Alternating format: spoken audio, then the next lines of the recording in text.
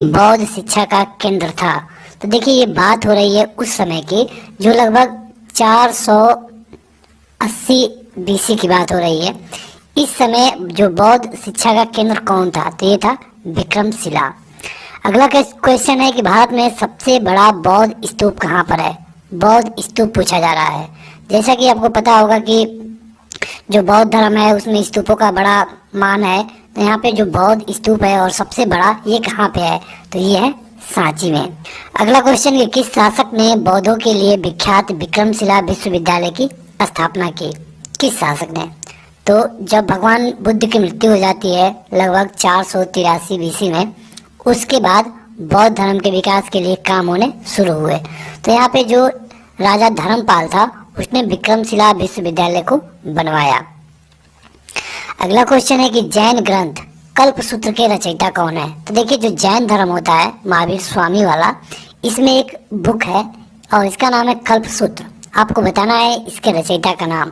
तो इसके रचयिता थे भद्रबाहु। ये क्वेश्चन कई बार पूछा जा चुका है। अगला क्वेश्चन है कि अनेकांतवाद किसका क्रोड यानी केंद्रीय सिद्धांत एवं दर्शन है। तो ये है जैन मत का अनेकांतवाद। अगला है कि बुद्ध ने सबसे अधिक उपदेश कहाँ दिए। तो बुद्ध ने सबसे अधिक उपदेश कहाँ दिया था, श्रीबस्ती में। अब ये भी पूछा जाता है कि बुद्ध ने अपना पहला उपदेश कहाँ दिया था, तो सारनाथ में।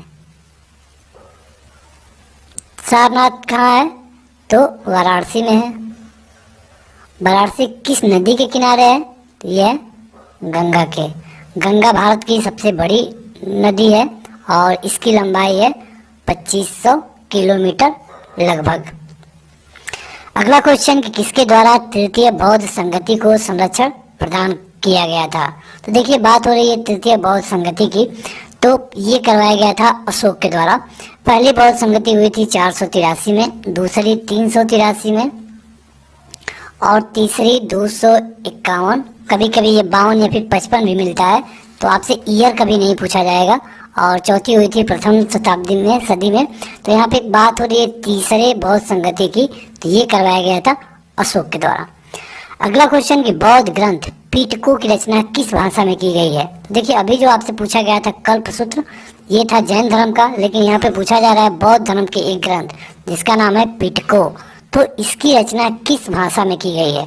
तो बौद्ध धर्म के जो पिटको है इसकी रचना की गई है पाली में। एक चीज आप ध्यान रखिए, बौद्ध धर्म के जो भी ग्रंथ होंगे उनमें से 99% की जो रचना की गई है वो पाली में ही की गई है। और उसके बाद जब जो जैन धर्म से अगर कोई क्वेश्चन पूछा जाता है तो इसकी रचना प्राकृत में की गई है, प्राकृत भाषा में। अगला क्वेश्चन ये कश्मीर में कनिष्क के शासनकाल में जो बौद्ध संगति आयोजित हुई थी उसकी अध्यक्षता किसने की थी। तो उसकी अध्यक्षता किया गया था वसुमित्र के द्वारा। और ये कौनवी बौद्ध संगति है आप ये बता सकते हैं, तो ये है चौथी बौद्ध संगति। अगला क्वेश्चन कि द्वितीय जैन महासभा का आयोजन कहाँ पर हुआ था। तो जो जैन धर्म का द्वितीय महासभा हुआ है ये हुआ था वल्लभी में। अगला क्वेश्चन कि गौतम बुद्ध द्वारा भिक्षुणी संघ की स्थापना कहाँ की गई थी। तो बात होगी जब भिक्षुणी संघ की, तो ये हुआ था कपिलवस्तु में। अगला क्वेश्चन कि सर्वप्रथम शून्यवाद मतलब कि शून्यवाद का सिद्धांत का प्रतिपादन करने वाले बौद्ध दार्शनिक का नाम क्या है। तो सर्वप्रथम अगर शून्यवाद पूछा जाएगा तो यह है नागार्जुन। अगला क्वेश्चन है कि मठ, मंदिर और स्तूप किस धर्म से संबंधित है। तो यह है बौद्ध धर्म। देखिए बौद्ध धर्म में मठ भी आप पाएंगे, मंदिर भी है और स्तूप भी है। हम आपको अभी बता चुके हैं कि जो बौद्ध धर्म का सबसे बड़ा स्तूप है वो कहाँ का है, तो सांची का। इसी तरह एक क्वेश्चन पूछा जाता है कि चौखंडी का स्तूप कहाँ है। चौखंडी का स्तूप है वाराणसी में, या फिर आप इसे सारनाथ कह सकते हैं। अगला क्वेश्चन कि बौद्ध धर्म एवं जैन धर्म दोनों में उपदेश किसके शासन काल में दिए गए थे। तो देखिए जैन धर्म और बौद्ध धर्म दोनों में कुछ कॉमन ईयर थे। तो ये एक राजा थे, उनका नाम था बिंबिसार। उनके ही समय पर ये दोनों उपदेश दिए गए थे। गौतम बुद्ध का जन्म कब हुआ था। तो गौतम बुद्ध का जन्म हुआ था 563 ईस्वी पूर्व में।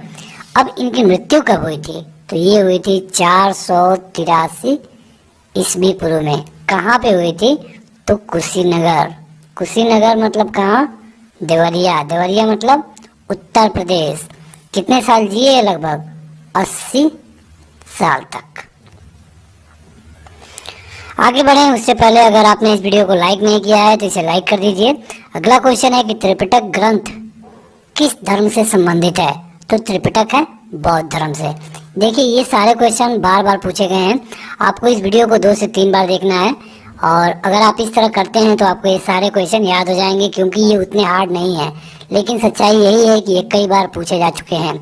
अगला क्वेश्चन है कि बुद्ध ने किस स्थान पर महापरिनिर्वाण मतलब कि मृत्यु प्राप्त किया था? तो अभी हम आपको बता चुके हैं, जो बौद्ध धर्म है उसमें मृत्यु को कहा जाता है महापरिनिर्वाण।